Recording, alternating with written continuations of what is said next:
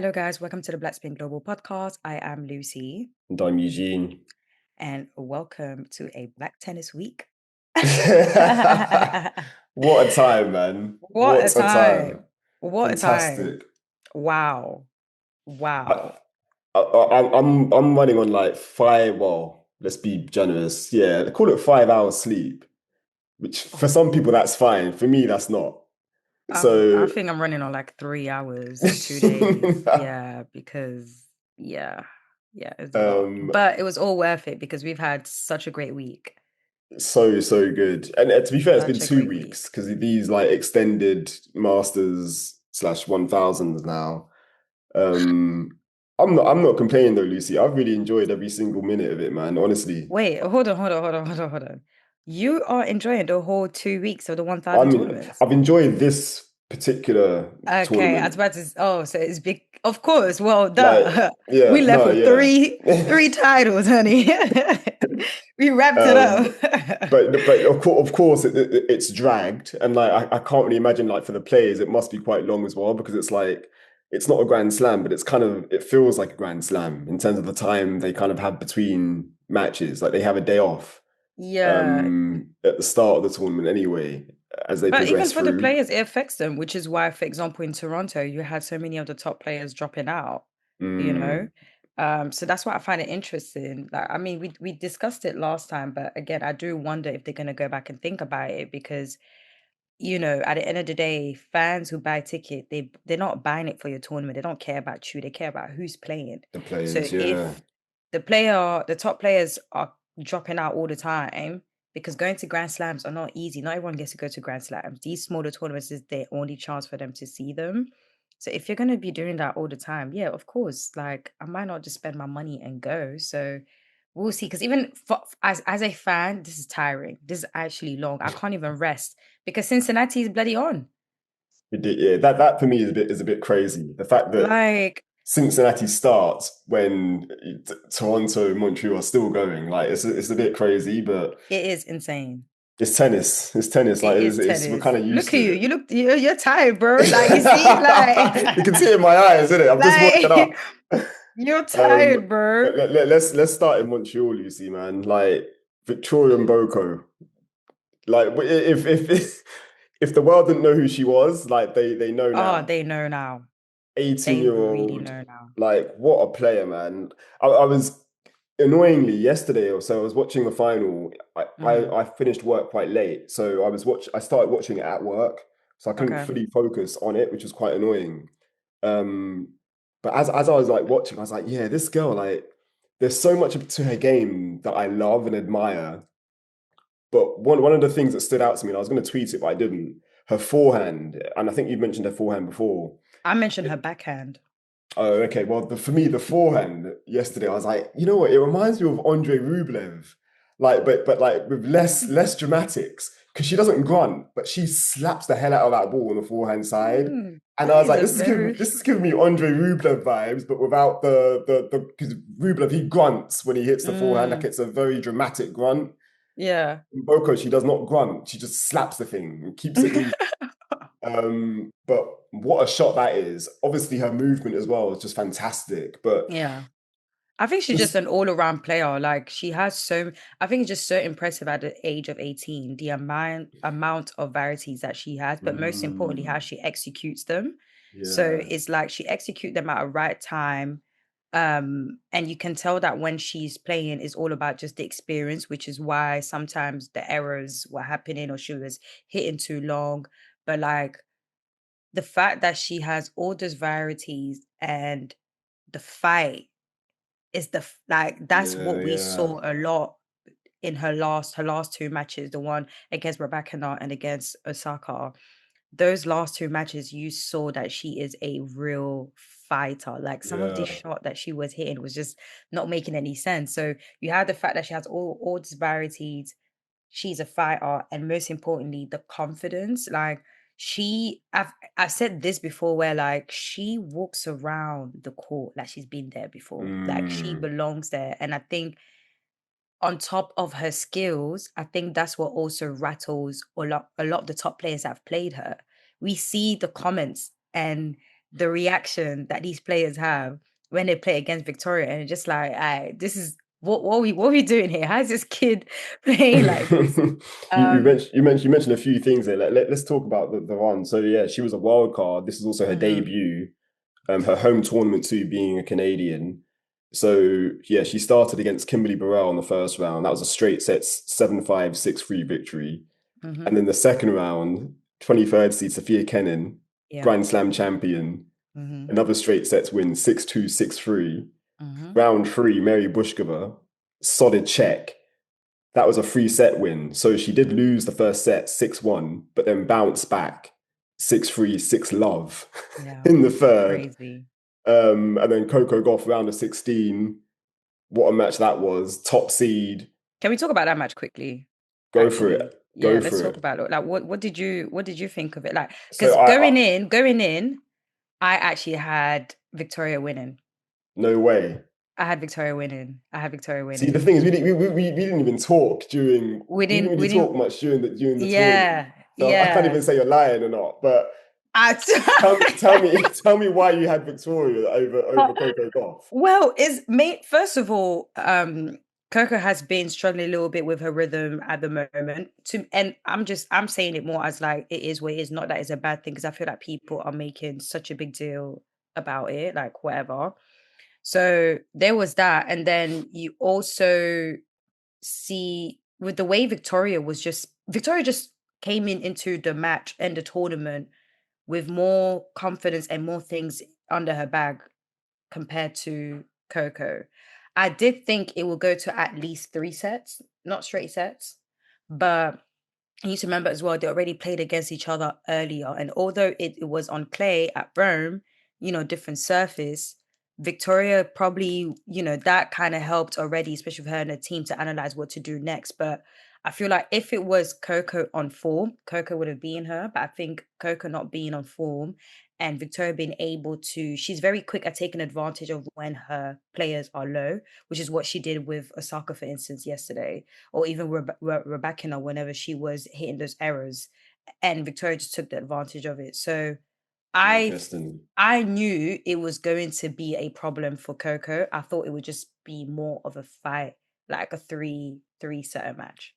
I didn't have Mboko winning that, and I hear what you're saying with Coco because that was Coco's first tournament since Wimbledon. So as in Montreal, and before then she did have she had a bye in the first round, obviously being Mhm. top seed, and then second round it was Danielle Collins. She won that in 3 sets, and then Kudermetova again. That was also 3 sets for Gauff, but.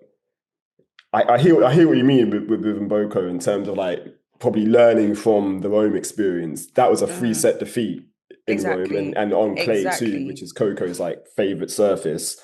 Exactly. But I still expected Coco to win. Yeah, I'm not gonna lie. I was surprised, but take Mhm. nothing away from Mboko. Like the way she just handled the occasion, Yeah. and like for me as well, that match was a bit of a turning point in terms of like where she's at Mhm. in like such a short time as well. Obviously, this is her first time like kind of playing at this level, but I've learned quite a lot about kind of her mindset, really and Yeah. truly, in terms of like she doesn't get too kind of I don't know, she's not the occasion doesn't really get to her. Like she can basically rise to the occasion, and for me, that is a massive kind of skill slash I don't know like feather to have in your cap like at such a young age Yeah. and to be doing this literally on the biggest stage like in terms of it's your home event it's a Mhm. WTA 1000 and like just the continued progression I was just Mhm. like yeah this girl's special and then in the quarterfinals, she backed up the Coco Gauff win with a straight sets victory over Jessica Bozas Monero, the Spaniard. Yeah. And that was 6-4, 6-2. Pretty comfortable. Like, Mhm. did not look at all kind of, I don't know, thinking, oh, you know what, I've just beaten the top seed of the round before. Like, Yeah. I'm done now this tournament. She's like, no, I'm going to keep going. Um, so then she then takes out, Bosas Bonero straight sets, and then the semi-final against the ninth seed, another Grand Slam champion, Elena Rybakina. Now save that is match the match that I save thought. match point in that match. Um, That's a match that I thought, this one Three will set be tussle. tricky. Again, lose the first set 6-1, bounces back 7-5 in the second, and then takes it in the tiebreak. After saving set point as well, set point, saving match point in that tiebreak. Just yeah, I'm still in awe. Like honestly, I'm actually That in that awe. match was just it was just crazy. Like it was really, really crazy how she was just the switch from the first set to the second set was just, it was I actually couldn't believe it. Like I Yeah, generally like as the match was going, I thought, okay, yeah, we're losing this one. But it's fine, it's okay. She made it to the semi-finals. Like, great I run. generally thought Yeah, like, yeah, great run, up in the rankings, perfect. Boy, oh boy, it switched up. Those tie breaks completely switched it up. And obviously a lot of it also had to do with the fact that Rybakina as well was hitting some very questionable errors as well. Yeah, there definitely has to be a talk about her one day. But either way, that was definitely, I feel like that match was probably my favorite match of hers. The last set, the last set they were fighting. That third yeah, set was they were proper fighting. scrap. It was a proper Yeah, scrap. Like it was really good from both, and they're both big hitters as well. And it was funny how their serves were going up and down. Like at one point, back in the second serve was even higher than her first serve, and then Moboko had issues. Her issue, quote unquote, is definitely more of a serve out of everything else. So that did play mm. into it a lot into that semi final, but smashed it, mate. And Like, you smashed it. say that like for me the serve is still a weapon, but of course No, no, no. It's still a weapon. it's probably the weakest part of their game at the moment. Exactly. Yeah, Exactly. and Exactly. to think that's like wow, like she's got so much she's literally got so much to kind of improve on because she's so Right? young. Like, and it's scary to think how good she can actually be. I don't want to get too bogged down, and I say bogged down. I don't like to gloat, Lucy, but sometimes we have to gloat. I'm pretty sure, and I need to go back and check. I'm pretty sure we did say that by US Open she's going to be seeded. Does that ring a bell? I don't remember top of my head, but I won't be surprised. Lucy, I'm pretty sure we said it. We said it, I think, was it after Rome? I don't Or remember. I think it was with the French. I think it was around the French I just Open time because remember saying to keep an eye on her. But I did not have Mboko winning the 1,000 title this year. I won't no, be no, no. I'm surprised. not saying winning the 1,000. I'm saying being seeded at the US Open, and that But that's looks what I'm like saying. that I looks like can't it's remember. going to happen. I think it's gonna happen Because now. I think yeah, so. she's Yeah. she's inside the top 30. I think she's Yeah. 24 in the Yeah. rankings, which Yeah. the rankings have been updated actually straight away. So which is great, good to Mm-hmm. see. Mm-hmm. Um, but yeah, it's scary to think like how good she could actually be. And again, I don't want Yeah. to like put stupid kind of expectations on her, but I am so excited about her, man. Oh, Honestly, likewise. so excited. Likewise. And I think what I like as well is the way everyone is actually excited for Yeah, her as yeah. well. It's like How well does she speak? Like she speaks so well. she speaks really I remember speaking to her when we're at Wimbledon. I did interview her, and that's the thing. Even off court, she has this like aura that she's been here before. Like Mm, honestly, like it's just that confidence and that belief. Like I would love to know more about how that's in her. Like, what is it about her upbringing? Like, is it faith? Is it like the way she was raised, or is it just her personality? For example, like when you have the Williams sisters, is mainly their dad telling them, "You are the best," yeah, every day, and putting that into them as well. So I'll be interested to know what is it, and I've said this before, like it's always so nice seeing a black woman, especially in tennis, being so open and so vocal and so confident. So yeah, like she speaks really well. She analyzes things really well as well. Like for an 18-year old, she's really scary. matured. Yeah, Like she's really, really scary. mature. Hi, guys. This is just a quick break. If you are enjoying our show and our podcast, please make sure to leave a review and rate our show on Spotify, Apple Podcasts, or any other DSPs. This will help us to reach a wider audience just like you and get a lot more listeners so we can keep on building our community and give you these great podcasts as well. And if you're watching on YouTube, please make sure you subscribe. And as you can see here, our beautiful merch. Make sure you go on Blackspin Global Podcast to cop our merch. This actually helps us fund this platform to keep on giving you these podcasts and most importantly, to attend to the tournaments.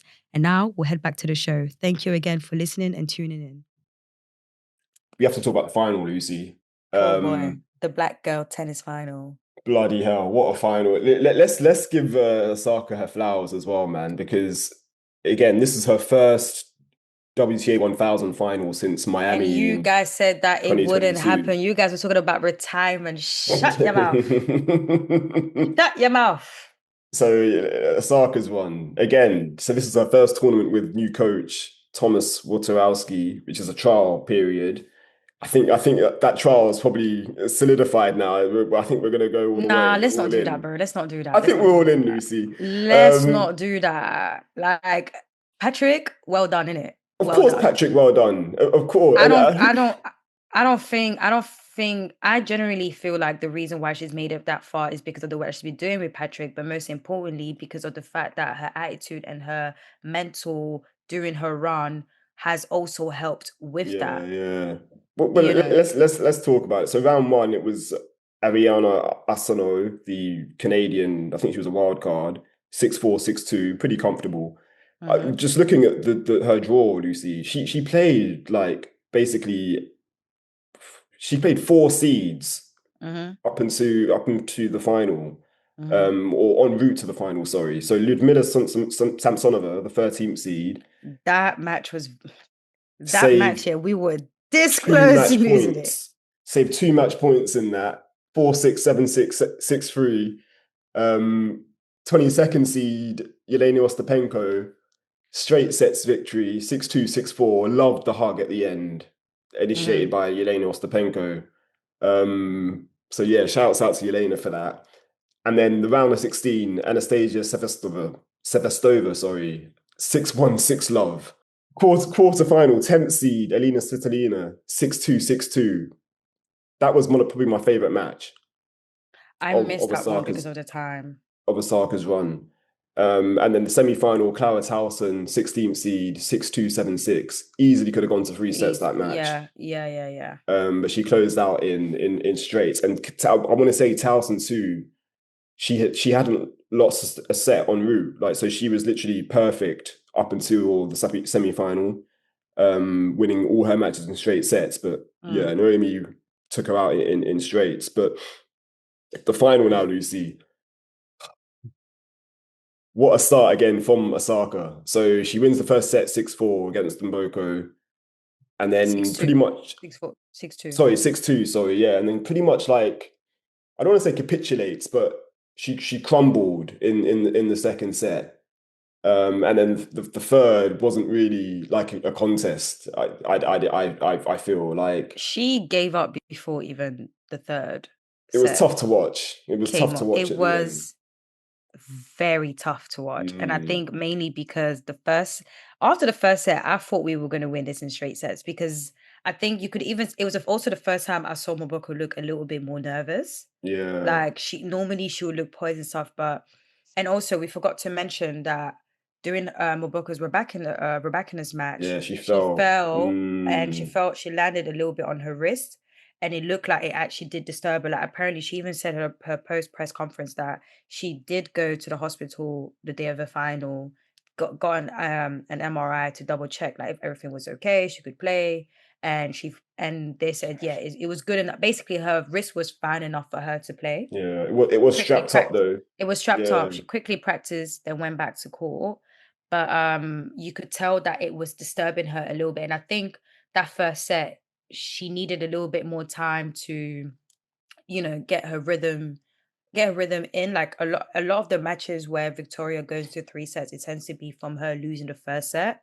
So I think in those matches she needs a little bit more time. So, you have the crowd behind you, you might get a little bit more nervous. And then you're also playing against someone that you said that is your idol and who's playing their best tennis at the moment as well, who's trying to secure her first big title in like years.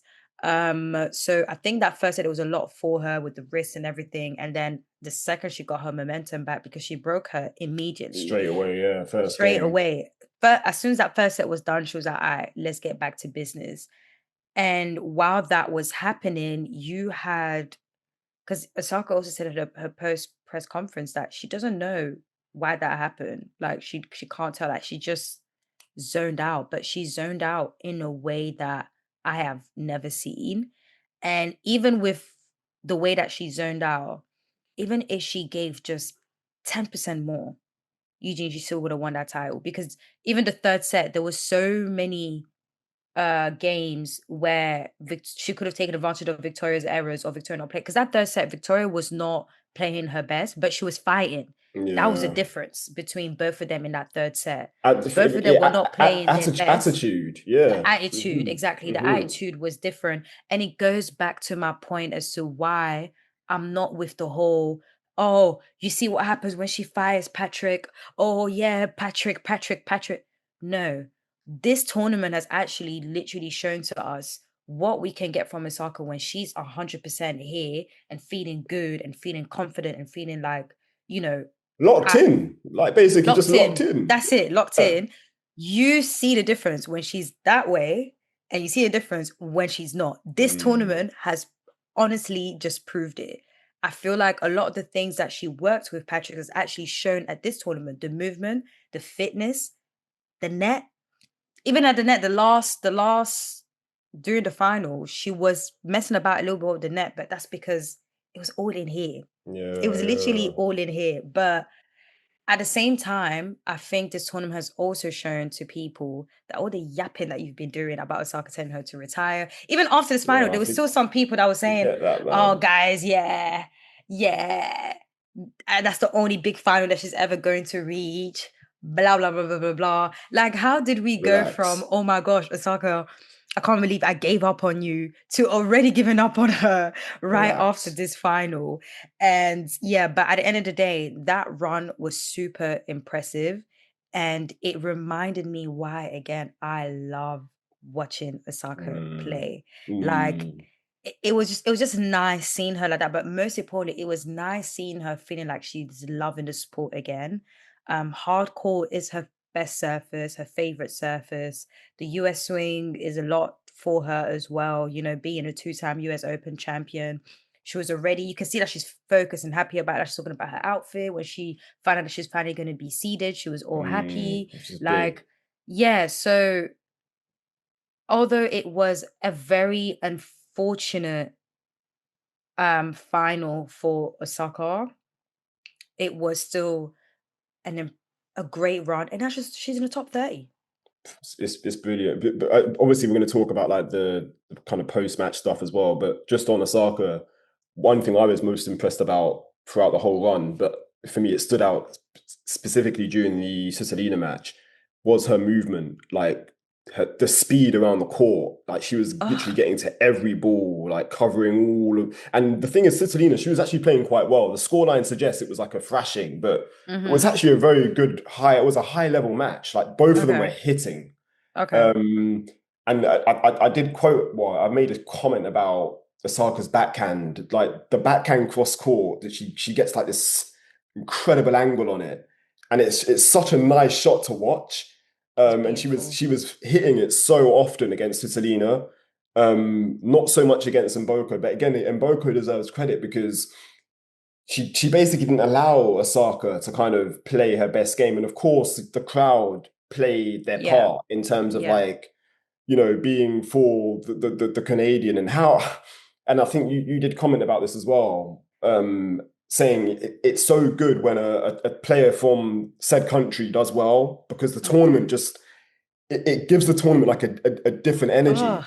Like you saw how they interrupted even the Shelton final when they find probably out. My favorite, obviously Shelton. We'll talk about Shelton in a minute, but that was probably one of my one of my favorite moments of that Ben Shelton Khachanov match when Right? the crowd just started going, They're just they're going going crazy. wild, and And the Shelton was players are just like, there what's going like, on? Like, huh? but yeah, that's what happens when someone from said country does well in the home Yeah. tournament. Like, it just it gives the tournament like a completely, I don't know, like a different lease of life. Like it's Especially that the tournament was getting a little bit of slack because of the fact that Sinner and Alcaraz and Sabalenka pulled out. So people were trying to make it seem like it was going to be like a flop of a tournament. it So it's really really wasn't. nice that, oh, it really wasn't. From both men, women, It doubles, really, really even the wasn't. men's doubles, it was a whole British thing. And Oh, exactly. Shouts out to the with the Brits. Commonwealth with Canada, so I know there was mad Brits in that stand. So it was really like, I feel like the whole turnaround of it is really great. And again, it shows that it's not just the top players that are making this sport interesting. Yeah. But yeah, honestly, I think with the crowd though, like there's some people that were so surprised because obviously the crowd in Canada doesn't go that crazy. So it was very interesting seeing them like going all crazy. Like the Rebecca during the Rebecca match, they were insane because Rebecca was hitting a lot of errors and they were just cheering. Yeah, She shouts out to Rybakina though, because she handled that pretty well. Like, she so did. she deserves a lot of credit for the way I she think, kind of in all handled honesty, everyone. I think all the players did. Even Osaka, like, handled it in terms of dealing with the crowd. Like, it's not Yeah. that easy having to deal with the. I mean, I think at a certain point as well, when you're like an experienced player, you understand. And I think also with Victoria being young, and it's not like we get that many good Canadian players. Do you get what I mean? So especially that the woman player, like since Bianca is being kind of No, quiet. like Leila Fernandez reached the Grand Slam final. But that's what I'm saying. But like in terms of actually like winning like a big Yeah, title and yeah, stuff, yeah. like it's not been as this big compared to like Victoria, especially that she's new as well and the way that she's Mm. playing. So yeah, We have to talk about it, Lucy. So of post course. match, it was Yes. tough, and It was of tough. course, Osaka, she was in tears during the match, like She literally was. playing points. Yeah. Um, and then yeah, at the end, obviously in Mboko, she kind of falls to her feet after winning. Osaka then comes around to her side of the court to like shake her hand. I was expecting a hug, not gonna lie. I was expecting a hug. You know me, I'm a hugger. But it was a handshake. I was like, okay, fair play. And then during the like pro trophy ceremony, anyway, obviously they've got to do all of the kind of normal procedures in terms of thanking the crowd and blah blah blah. It gets to introducing the players. Osaka clearly, again, she's been crying, so you can see she's been crying, Mhm. distraught. Gets up on stage, accepts, takes the flowers and her trophy. How nice is that trophy, by the way? I don't really like it. I love it. I think it's a It doesn't stunning look like a trophy. trophy. It just looks like some. It's an ornament. It's literally an Yeah, ornament. I exactly. think it's stunning. Anyway, No, I want a trophy to look like a trophy. Asaka takes her trophy and her flowers, gives her kind of runner-up speech, and it's very brief. 10 And she seconds. doesn't acknowledge Victoria and Boko. Lucy, I was disappointed, man. I was very Mm, disappointed. And mhm. I also understand as well that, like you said, this has been her best tournament since Miami in terms of level of tournament, reaching Yeah. a final, Mars Yeah. WTA 1000. Of course, she did reach the Auckland final, but that was a 250 at the start of this year. So I understand the kind of disappointment of losing a final that, yeah, she was probably expecting to win, and she did start well, like we've established. Mhm. But I don't know, man. I was expecting more from her in terms of just showing Mboko a bit more grace, like to say, you know what, fellow black girl as well. And you Yeah. used to look up to me, which would be established too. That was Yeah. put to her during her after her semi-final match. Yeah. Like, I don't know. I was just expecting a bit more from Osaka, and I think she will. I think she'll address it She did. eventually. She did. She addressed it. She said that after like her press conference, she did say that um that, you know, like everything was happening like quick. And as she said that she's happy for Victoria, she just generally forgot to congratulate her. Yeah, no, but I'm Um, saying I saw those because they were like okay. notes. Yeah, but Yeah, I'm talking yeah, about yeah. like a post. I think she's going to address it properly. Like I think, and I hope she does. I really I hope would she like does. that. I would I like, and really hope she I does. think she will. The good thing is Victoria herself already said, like, listen, like, I don't see her any differently. I still very much love Yeah. and respect her. Like, I understand the consequences and everything. And Like, again, look at that Mboko say, like an 18-year-old saying that. it shows to you that, you know, she's just different. But I I was really surprised. I did not think that I did not think she would do that. I'll be so Yeah. honest. Like, it really surprised me. But that's why a side of me is like, okay, give grace, because Osaka has never been the type to be as rude, as disrespectful, as, you know, not shouting out or giving credit to other people. She always does.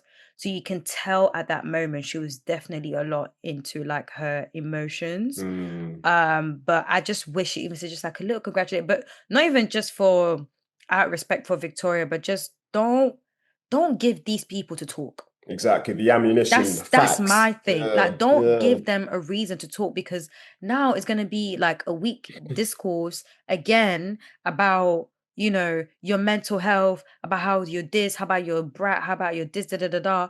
Especially after probably your best run since you've been back as well. Like Mm, that was my thing, is I don't give them something more. Like, I feel like people would have spoken either way, because I feel like some people were already upset with the fact that she already gave up in the middle of the match, but I think that just made it a little bit worse. But that was my thing. It's like, you know, just I know it's hard. It's easy for us to say. We're not in her position. We're not the one that has exactly. all of these Yeah. these emotions. So, you know, it is easy to say. But I just wish that was handled differently, just so that we don't give these people talk, because we were just about to say, shut up, haters. Now we can't really tell them that, because they're going to be like, yeah, this. I mean, we can, but you get what I Yeah, mean? Like, it's yeah, no, still. I hear you. Because for me, my biggest thing wasn't Osaka's performance during the match. Like, because I can kind of, I say kind of, for me, I can kind of look past the dropping level during the match, but I can't look past Mm, the way she acted during during the thing. the trophy ceremony. Yeah, No, because for me, I that feel takes you. away from the moment of Mboko as Yeah, well. yeah, Like yeah. I, that was literally Mboko's and moment. like, it would have been nice. I think I was more hurt with the fact that she didn't even stay for the picture. Like, Again, Lucy, exactly. Yeah, it would have been nice to have that, you know, like, especially in terms of the like track optics, tennis as the well. Like, optics, it's exactly. so rare to have. We'd never had a week like this where it's on a big tournament like this, where we've had both men and women winning the title, doubles as well winning the title, and a finalist. Like, literally, men's doubles was the only thing where we had nothing. I mean, for us, we had a little sign because they were Brits, isn't it? Like, Come on, Brits, it's coming come home. on, Brits, it's coming home. Like, so at least we had that. But do you get what I mean? No, facts. So yeah, but I wish she at least said she said what she said, and congratulations, Mboko. Stayed for two pictures and just said, and Kept just it moving. gone Yeah, out. But I think everyone else understood where she's come from, because as soon as the match was done, she was not about for a hot minute. I think she went out like to cry or whatever. yeah, yeah. And you can tell that everyone in the tournament was really like being mindful and respectful of her decision, Mm-hmm. which is a good thing, because there was a moment when she opened up about her mental health, they were actually bullying her. So the good thing about this, it shows the improvement from tournaments taking care of the players' That's well mental said. health Very well and said. and emotions. That I was kind of impressed with, that they did not force it, did not push her. You can Yeah. tell that they were concerned, and you can tell that they respected her decision with keeping things short, brief, and sweet. As much as we fans would have won more, I do want to big up the tournament and the professionals for making sure that she was good. And I do want to big her up for still going to the interviews after, because there was rumors saying she was not going to do interviews and blah, blah, blah. But yeah, it was an unfortunate moment. And I feel like it did take the shine A away little bit. from Hmm. her incredible run, because yeah, you lost. It sucked. But yo, you played You're so back. well. You're You are back. back. You are back. And you are back. And it's not like you lost to one like little play. Like, I mean, yeah, okay, this is her first title, but Victoria was playing her best tennis. You were the fourth Grand Slam champion that she had to face during her run. She came through a wild card. Like she was here hungry. It doesn't mean Mm. anything. Like you have to start from zero again. And you've been great this entire season so far. Don't take that away. Like I get that at the moment it sucks, cool, but don't take it away. And I think that's what's hurting me. It's hurting me because I really hope that she doesn't look back and think all of this was a waste. Because it wasn't. Now you're No, seated for not, US of course not. Open. Yeah. The people are repping you back. You have people like falling back in love with you again and the sport and the tennis that you used to give us. Back inside the top 30. Like, Back come inside the on, top man. 30. Like, come on. So massive shout out to Osaka and a massive shout out to Victoria Mboko. Shout out to Congo RDC. DRC Congo, let's go. Let's go. Let's go. Oh gosh. Yeah, Um, she and speaking of Victoria, she said that she pulled out of Cincinnati actually as smart. well. Smart. Resting her wrist as well. She didn't want to overdo it. So yeah, so it looks like we're going to be seeing her at the US Open In New next. So York. yeah. Staying in Canada or staying in Montreal specifically, like you said, Lucy, we did eat in the doubles too. So Sure did. shouts out to McCartney, Kessler, and Coco Gauff. First time pairing, Yeah. all American duo, Mm-hmm. New Balance girlies. I Yes, thought they looked very cute in their matching fits. Although I think they did. Goff was wearing a white skirt, Kessler was wearing Mm-hmm. like kind of all green, but they were wearing the same thing pretty much. Yeah. Yeah. And then in the final, it was Taylor Townsend and Zhang Shuai, sorry. Mm-hmm. Um, Washington Open champions, back-to-back finals for them as Yeah. well. Yeah. Again, what a team! Like, Yeah. and again, that final two, it was decided in a championship tiebreak. So Mm-hmm. very fitting way to kind of To end be fair, I think all of Gauff's and Kessler's matches were literally like a three setter. tiebreaks. Yeah, they were all going Yeah, into like yeah. tie breaks. So yeah, they were out here tussling. Incredible. And again, that was a fantastic moment as well. Like just For seeing sure.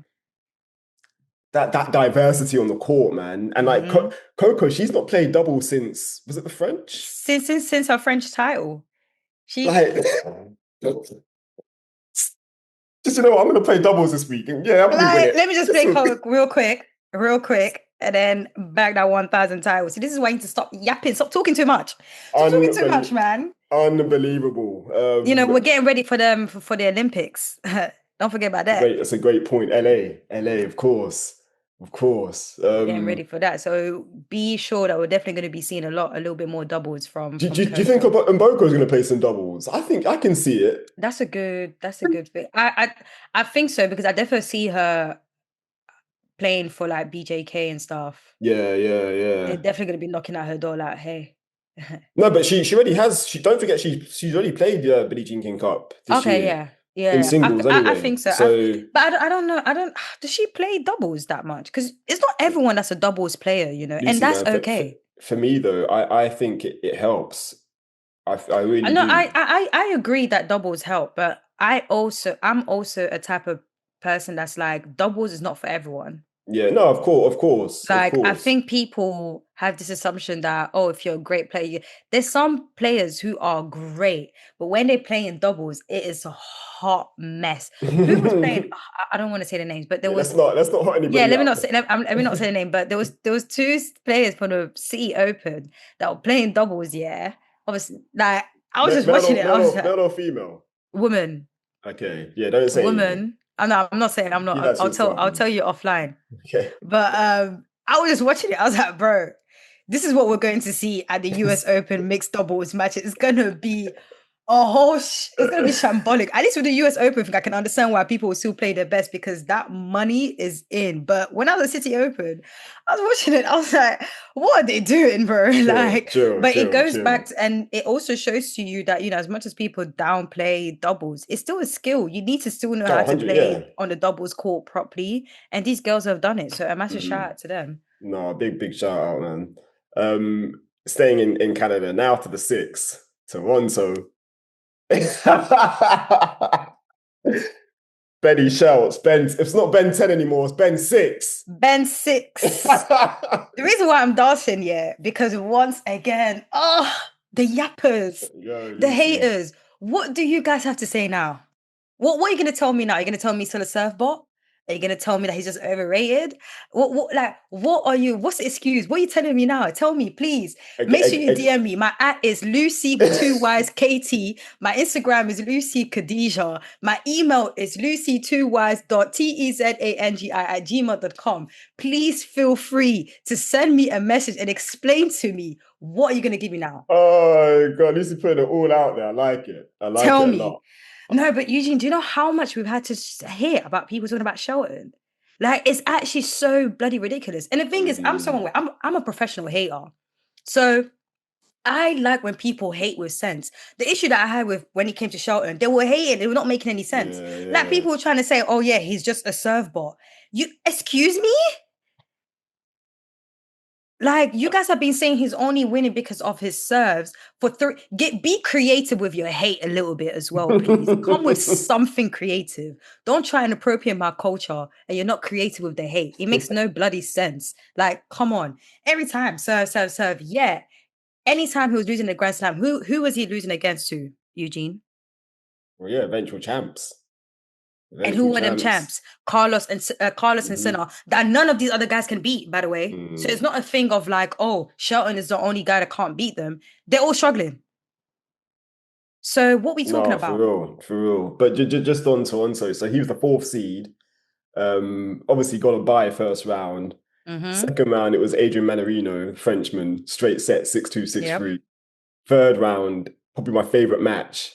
Brandon I missed that one. I was even in the club. I even tweeted, guys, what is happening? I was in the middle of the dance. Seed. Like, I was checking the scores. I was like, wait, guys, Shelton is normally Nakashima's daddy. Like, what's going on? Loses the first set in a tie break, but then wins the second set 6-2, and then the third set in a tie break 7-6. The round of 16, bit of drama against Fabio Carboni, the 13th seed, another 3-setter. So that was a 6-4, 4-6, 7-6 victory. At the end of that match, there was like a kind of confrontation after they shook hands. I think Shelton was asking like, oh, what was like the gesture Carboni made? Like Carboni made some kind of gesture. And it was all cleared up literally there and then. It was all cleared up, but I'm not gonna lie. Issue. Go on, you're not gonna lie. There was no issue. No, there was no issue. But I'm not gonna lie. I think Carboni did not expect him to square up in it. Like, Shelton was like, and that's what I'm saying about Ben Shelton. Again, we've said this before, and it shouts out to Harren Khachanov, which we will acknowledge in a minute.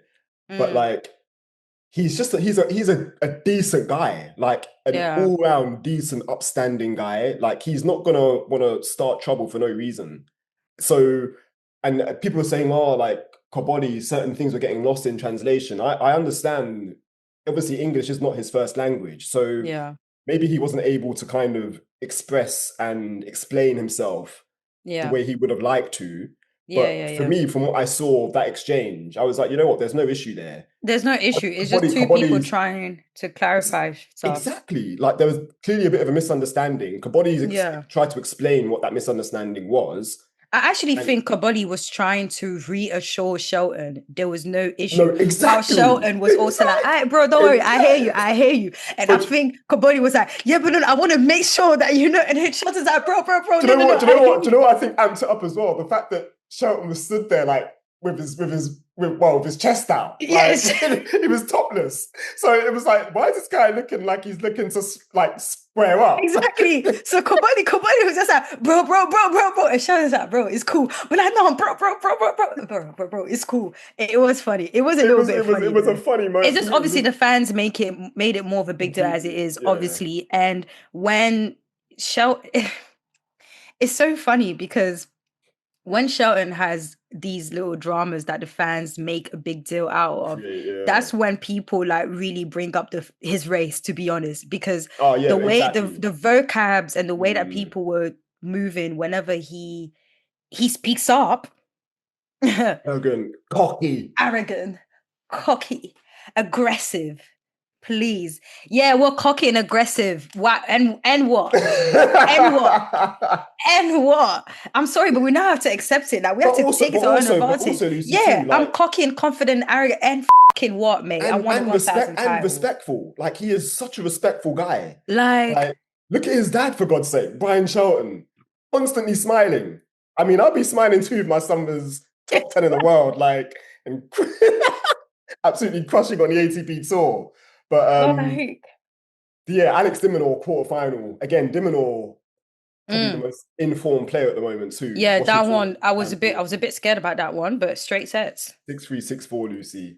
Mm-hmm. And that was also his first quarterfinal appearance at Masters 1000 level for Shelton. So it was like a milestone moment. Yeah. He then betters that against the American number one, Taylor Fritz, second seed, 6-4, 6-3, cold-blooded. Yeah, he Like, whooped. what I think I love. fell. Did I fall? Yeah, I fell asleep. It was for late. Fritz. It was late. It And was I late. said fell asleep. Nakashima. I said the Nakashima match was my favorite.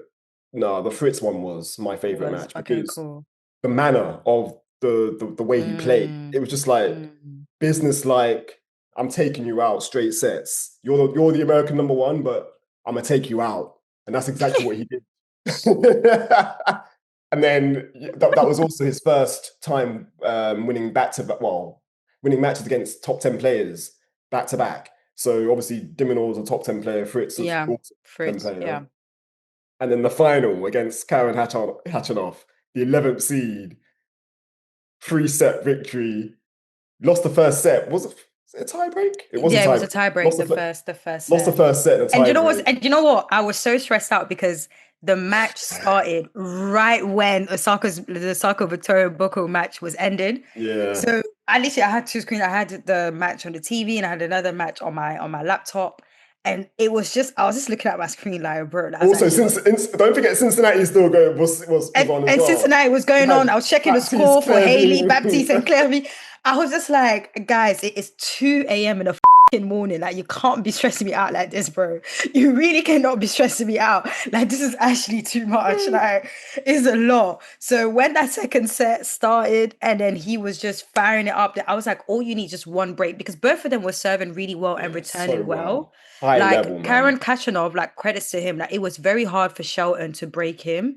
So literally in all those three, even if he managed to break him on the second set, in all of those 3 sets, like a lot of his games when it was serving to Khachanov, like literally it was always 40-0. Like it was very hard for Shelton to break him. So credits to him, but it was really great. It was a really good match, high quality from both.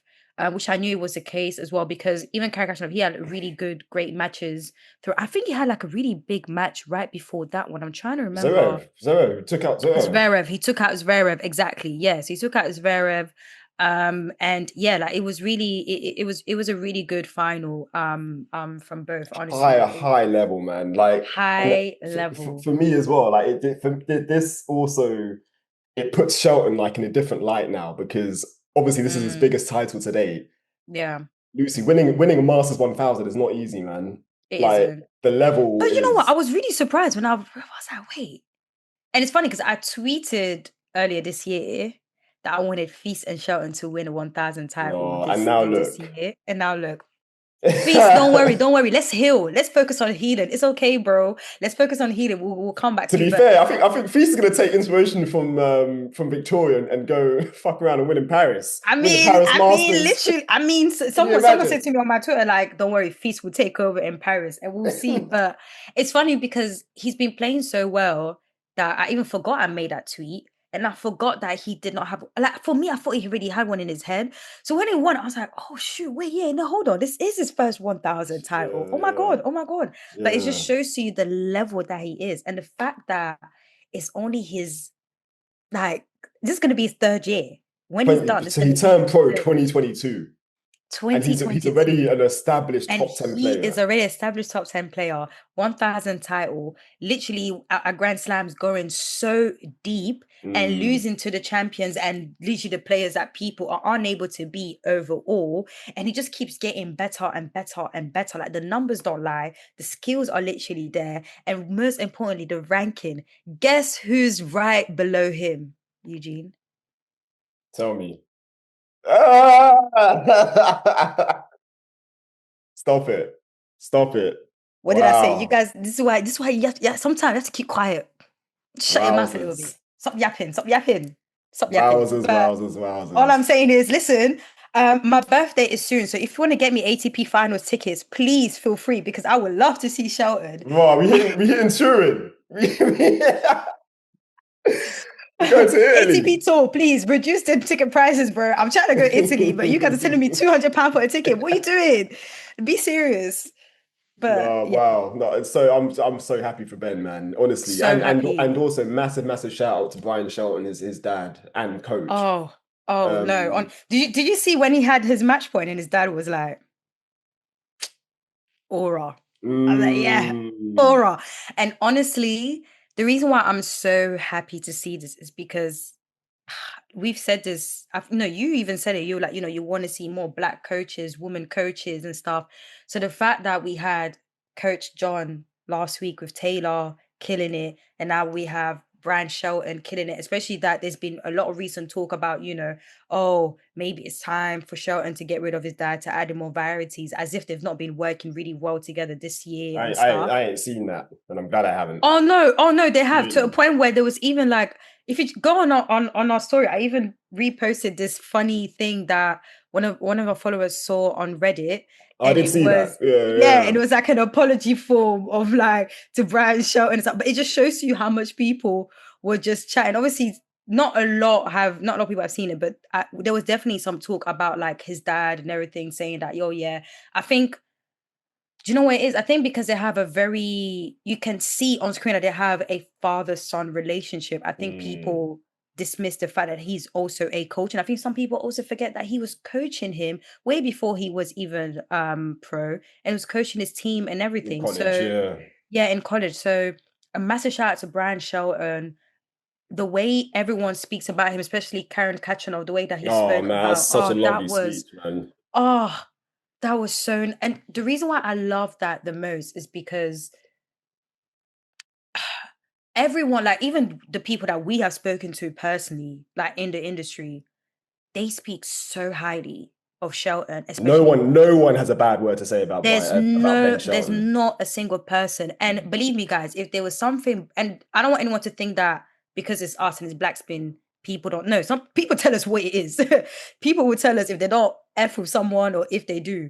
But when it comes to Ben and Brian Shelton, they always speak so highly. You can be on the ground and Brian Shelton will be walking past and someone will be like, oh, that's Brian Shelton. Oh, yeah, he's so good. He raised his son so well, blah, blah, Top blah. guy. Like everyone speaks so highly about them. And that is why I try not to get too...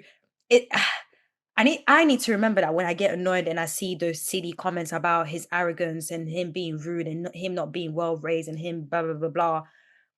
Because at the end of the day, what matters the most is that the people that know you, the people that have mass support and love for you, if they know how you are, that's all that matters. Facts. But it's just frustrating that those labels are out there simply because he's a confident black man. Like that's literally what it is.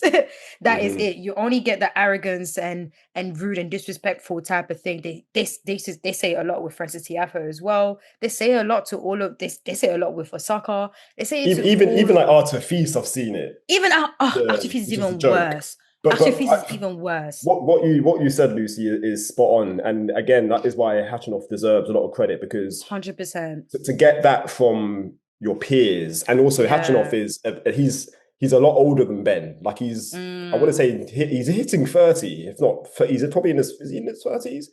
He's late 20s, definitely. He's 29. So he's 29. He's an established professional. So for him to say what he said, for me, that speaks volumes of Ben Shelton, Brian Shelton, the Shelton family. Because Shelton Khachanov acknowledged the whole family, basically, and said, they're all like top people. They're all great. And again, like you said, this kind of rubbishes this idea of Ben being this troublemaker, or which I cannot stand that rhetoric. And I want to shout out Naomi Brody, and we did post it. It was during the Taylor Fritz match. She said that basically the relationship between Brian and Ben is probably the best coach-father relationship there is right now. in tennis. And that is also a dynamic that is quite tricky, Lucy. Let's be real. Like 100%. in I mean, this, we see with Tsitsipas and his dad, for instance. this is what I'm Look saying. at That's up Leylah and again. Fernandez with her dad. I Like, think that mad also stuff. deserves a lot of credit to the Tsitsipas situation, because Tsitsipas has won big events. Like, Yeah. of course, he's had moments and like he's outside the top 10 now, but he was an established top 10 player too. His dad was his coach. Yeah. So that's again, true. his dad deserves a lot of credit for that. Leylah Fernandez too. Look at her now. She's also starting to play well. Her dad's her coach. Like, obviously closer to home for us, Alicia Parks, her dad was her coach for a long period. She had amazing results. So it can work. Brian Shelton, Ben Shelton.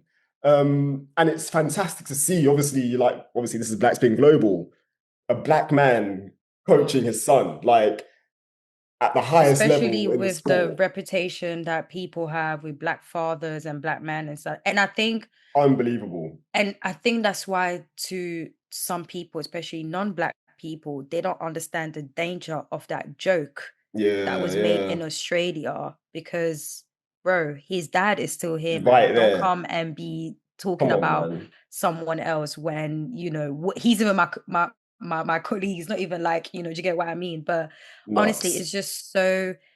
it's just so nice to see, like, this tournament. Honestly, Canadian Open, you did get some slack from me because of the fact that it Man, was long as hell, it but provided. it provided. The black players ate, the black coaches ate, and the black tennis fans ate.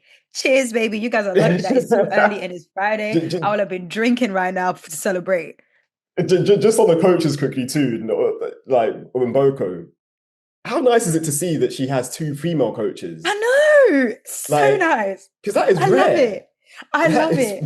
The diversity in tennis is growing, guys. Well done. Let's keep it up. But no, like you said, man, Canadian Open, what a time. What a time in the 6 and what a time in Montreal. I don't know. Are there any rap references to Montreal? Drake, come up with something, man. But, but moving on to 6.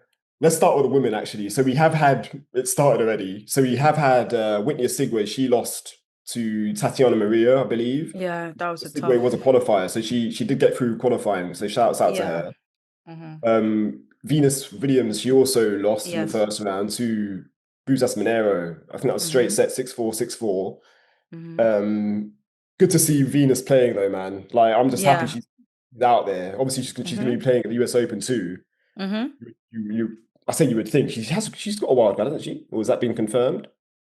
I don't think the wild cards have been confirmed yet for US Open. But we know that she's playing. She's playing the mixed doubles. Yeah, she's in. She's playing. She's oh yeah, she's gonna get do a you wild think? card. Do you think US Open's not gonna? Please, come on, 100%. And then Claire Ngunu beating Hailey Baptiste. I want to say that's Ngunu's first WTA it's her first, yeah, it is. win. Like, that is huge. And then what did I say the last pod? That's back to back. No, they're playing with our faces. They're playing our faces. They actually play in our faces. Opening round matches. It's not just opening round, bros. Bro, it's nearly every tournament Baptiste is playing against a black player. This is not making sense. It's not making sense. And then when I say the R word, I get in trouble. Stop it. And I'm not saying racist. I'm saying stop it. Redacted. Redacted. What is going on? Gosh, annoying. Staying with the Cincy women. So Coco Gauff is the 2nd seed. So she'll play against either Wingzhu Wang or Wang Wingzhu of China or Emiliana Arango. I think she's Colombian in round 2. Madison Keys also starts in round 2. So she'll play Eva Lise, the German, who beat Bernarda Pera yesterday. No. Keys is playing Eva Lise. That's what I said. Oh, sorry. I thought you said Paolini. Sorry, my bad. No. Jasmine Paolini, she's a 7th seed. So she'll play either Sakkari or Rakhimova in round 2. That's tough.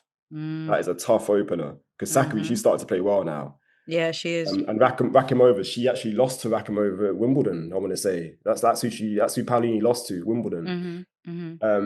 Taylor Townsend Danielle Collins first round. That is Bro, tough. I was like, why did you guys give my girl a wild card only for her to get Collins first round? That is Be tough. serious. That is tough. But Alicia Parks, Barbora Krejcikova first round, and that's another tough opener. And then Naomi Osaka, is she playing? Good question. Not sure.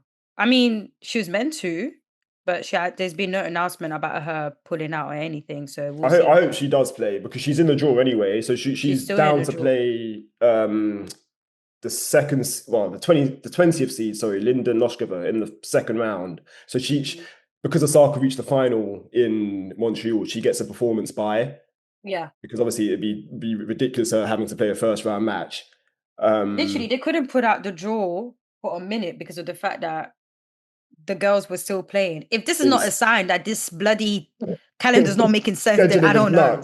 Like, be serious. That's the women taking care of the men now. So Shelton being the 5th seed, he'll play against either Ogo Carabelli of Argentina or Kina Shikori of Japan in round 2. TFO 10th seed, last year's runner-up. So he'll start against that's true. Carballes Baena of Spain in round 2.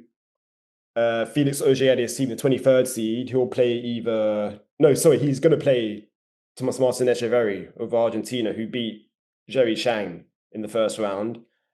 Gabriel Giallo, 30th seed. How good is it to see Giallo seeded, man, at these events? Second round, he'll play Sebastian Baez, who beat David Goffin last night. Interesting. Giovanni and Petri Perregard, he did lose his match to Coleman Wong of Hong Kong in straight sets in round 1. So he's out. And then we've got Arthur Feast and Gelman Feast. They both withdrew. They both withdrew. They both withdrew. How do you feel about Feast being? I feel like he played pretty well in Canada. He did, and it was nice seeing him team up with Shelton playing doubles too. Yeah, very good. Like I was actually impressed with the level of how he was playing. Yeah. And he lost. And the thing is, it's not like he lost to one small player. Like he lost to Lehechka. Yeah, quality player. Quality player, exactly. Yeah, the round before he won it. Was it in straight sets? Did he win in straight sets? Straight sets. He won it in straight sets. First match back he looked really exactly. He looked comfortable. Since the French Open, like come on. Exactly. So I just like I said, all I want is him to be healthy, man. I don't care about. I just want him to be healthy and to get his rhythm back. But I was so happy to see him back, man. Like I was talking to Tamani last night on a text. Shouts out to Tamani Carrier. So he's obviously in Cincinnati right now. And he was like, basically he was talking to Arthur Feast before he withdrew. And Feast was telling him how when he's in London, he goes to a barber in Brixton. I was like, that's fucking no way.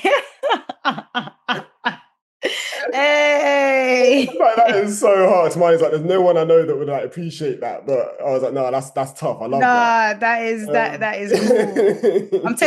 I'm telling you, the little by little, the black players are gonna know more of the real side of London. That's proper South London, Brixton. That's proper South London, man. It's not Southwest. Go to Southeast. Let's see it. So But shouts out to, and I think he's just withdrew. It's a precaution. I don't think it's anything serious. And I think the same for Gelman Feast as well. I don't think they were like they're serious injuries. I think they're just precautionary because the US Open is around the corner. So of course. It makes sense. Yeah. It makes sense. But yeah, Lucy, man, that wraps up this again. I say it was a freestyle episode. There were hardly any notes. It was just we didn't have any notes. Look at us, professionals. Come on. It was just a celebration. It was actually a celebration. Like this was just. It's just so great. Like it was a great time. It's so nice seeing the black players doing so well, especially for a big tournament. Like this is not a 250. It's not a 5. It's a bloody 1,000. A whole 1,000. It's a whole 1,000, and we didn't have one winner. We didn't have 2. We had 3. So a massive shout out to the black players. Big up us, the fans, for enjoying as well. Big up Black Spin Global to be like. Imagine we didn't have Black Spin Global and we had all of these players winning. Insane. Like We literally, Insane. like, there's this little corner for us here chilling to come and It's a proper celebrate. moment, man. Like, Exactly, honestly, yeah. like a whole pod and we only talked about mainly the black players. Like, come on, man. Like, this is amazing. But guys, thank you so much for tuning in. Hope you enjoyed the pod. Enjoy Cincinnati, the last tournament before the best Grand Slam, in my opinion, starts. New You know York, New that. York. But yeah, guys, thanks for But tapping yeah, in. And yeah, massive guys. shout out to Victoria Mboko, Ben Shelton, Coco Gauff, McCartney Kessler, Taylor Townsend, and Zhang Shuai as well, man. Like, fantastic tournaments. And big Osaka too. Congrats to you, girl, And for Naomi Osaka, making of course. your final. You did it. It's okay. And oh, did you see the trailer for her documentary? Looks very good. It looks very, really very good. I'm really looking forward to that. So yeah, there's a lot of things, like a lot of exciting things coming up. So yeah, really Tennis is excited. having a moment, man. Like, It's having a moment right now. and it's always during this period. Like, there's something about the US hardcore swing. Like, tennis just comes alive again, you know. Like, it's just fun. Everyone is just playing their best. The last Grand Slam of the year is round the corner, so everyone is like on go mode. So I love it. Like, I'm really excited for a lot of things. I'm excited for Cincinnati, even though we had some losses, but it is what it is. But yeah, shout out Brian Shelton, shout out Coach John, and shout out to everyone. Thank you for tuning in. Make sure that you tune in on our socials to keep up to date. Like, our phones have been buzzing. People, we've been non-stop. Crazy. And a shout out to you, Eugene. You were tweeting a lot during the matches. Like, raw, like I need to go back to bed. I've actually got work in like 2 hours. I No rest for know. the wicked, man. It's crazy. No rest But for no, the it's all wicked. good. Shout out to you. But guys, we'll catch you after Cincinnati. There you go, guys.